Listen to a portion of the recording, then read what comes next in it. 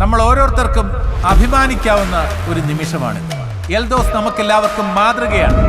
കോവിഡാനന്തര കാലത്ത് തിയേറ്ററുകളെ പൂരപ്പറമ്പാക്കി മാറ്റിയ അമൽ നീരജ് ചിത്രം ഭീഷ്മപർവൻ രചിച്ച് മലയാള സിനിമയിൽ വരവറിയിച്ച ദേവദത്ത് ഷാജിയുടെ സ്വതന്ത്ര സംവിധായകനായുള്ള അരങ്ങേറ്റമാണ് ധീരൻ. കോമഡിയും ഡ്രാമയും ആക്ഷനും ത്രില്ലറുമെല്ലാം നിറഞ്ഞ ഒരു എന്റർടൈനറാണ് ധീരൻ.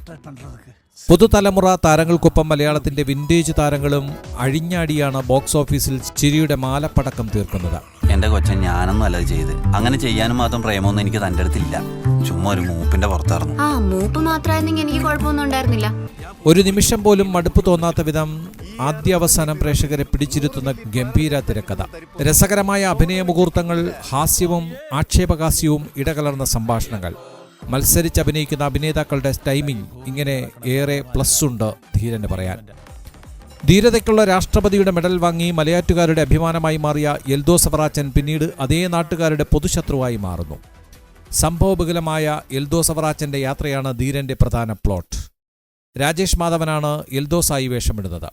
എന്നാത്താൻ കേസുകൊട്, മദനോത്സവം, മരണമാസ് എന്നീ ചിത്രങ്ങളിലെ മിന്നും പ്രകടനത്തിനു ശേഷം രാജേഷിന്റെ മറ്റൊരു ഗംഭീര പ്രകടനം.